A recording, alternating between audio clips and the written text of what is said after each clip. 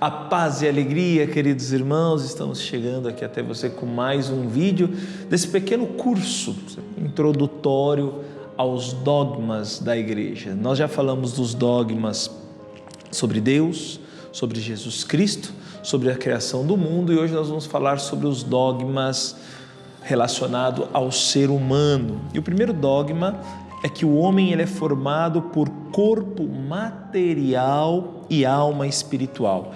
Esse dogma ele foi afirmado no quarto concílio de Latrão, sob Inocêncio. E o homem, colocando mesmo, ratificando que o homem ele é formado de corpo e alma. O corpo material, pó da terra, como diz as Escrituras, em Gênesis capítulo 2, no versículo 7, insuflado com o seu espírito, com o seu hálito de vida, e essa nossa alma, ela é espiritual. E é interessante também refletirmos que através desse corpo material, assim como diz o dogma, ele se torna templo do Espírito de Deus, ele se torna morada de Deus. E não é que existe uma dicotomia no ser humano, que o homem deve desprezar o corpo por ser um corpo material, porque até mesmo esse corpo material ele será realmente tomado de grande glória na ressurreição final. E devemos ter consciência que é através desse nosso corpo que nós nos achegamos a Deus. Então não existe uma dicotomia, até mesmo por conta da consciência. Então é uma fusão. E esse dogma ele veio para distinguir aquilo que era uma ideia que se tinha, que o corpo era formado de corpo, a alma animal e a alma espiritual. Mas no concílio de Constantinopla se declara que o homem tem uma alma racional e intelectual. E aqui entra toda essa junção do espírito, porque a intelectualidade, a capacidade, a inteligência é um dom do Espírito Santo. E como isso é profundo, como isso é bonito. Portanto, aqui para nós deve ficar claro essa unicidade da alma e do corpo.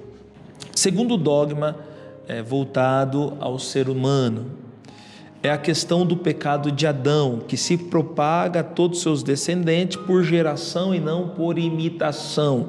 Ou seja, o pecado de Adão, ele não tem uma consequência em si. Ele pecou, então ele sofreu as consequências. Mas tem um aspecto e um fator social. Todos nós herdamos, por consequência, esse pecado de Adão. E é interessante refletirmos sobre isso, porque muitas vezes falamos, mas sou eu que estou me destruindo, sou eu que estou atrasando o lado da minha vida, ninguém tem nada a ver com isso. E de fato tem sim, porque um pecado cometido por nós, existe toda uma interferência futura. Tanto é que por conta do pecado de Adão e Eva, do primeiro homem, nós todos fomos privados de sofrermos as consequências deste pecado desse primeiro homem. É por isso que todos nós, todo ser humano, ele nasce com esse pecado original obtido por herança. E esse dogma foi confirmado no Concílio de Trento sob Paulo III, que publicou o decreto sobre o pecado original em 17 de junho de 1546. E depois as Sagradas Escrituras traz vários trechos que indicam isso, Por exemplo, Salmos 50, no versículo 7, que diz: eis que aqui nasci em culpa e em pecado me concebeu minha mãe. Romanos 5 vai dizer: assim então por um homem entrou o pecado no mundo, e assim a morte passou a todos os homens, e pela obediência de um só homem todos foram justificados por Jesus Cristo. Meditando a partir desse trecho de Romanos, nós entendemos que a justificação ela vem pela pessoa de Jesus Cristo, porque ele assume e paga o meu e o seu pecado, e isso é cancelado em modo especial através do batismo. E é por isso que nós, como católicos, batizamos as crianças, porque queremos livrar ela desse pecado original, mesmo elas não tendo a consciência, mas sobre a custódia, sobre a proteção, sobre os cuidados dos pais. E assim são católicos, são chamados em levar essa fé, ajudar essa criança a crescer na fé. E é por isso que a criança é batizada, para limpar, para ser purificada desse que é o pecado original. E por fim, o terceiro dogma relacionado ao ser humano é o homem caído, ele não pode redimir-se a si próprio. Isso se define no Concílio de Trento, sob Paulo III também.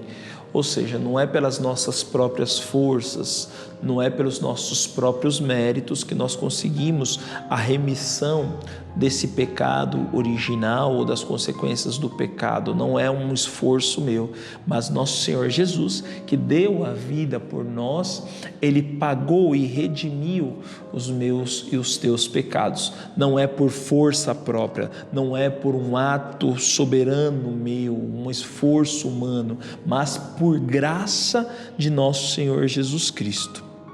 E o Concílio Vaticano II, no decreto Ad Gentes, diz assim no número 8: somente um ato livre por parte do amor divino, que é Deus, poderia restaurar a ordem sobrenatural destruída pelo pecado. Ou seja, essa capacidade de se relacionar profundamente com Deus, em perfeita e íntima comunhão, daquilo que é o estado da alma pura, imaculada, porque é isso que nos faz o batismo.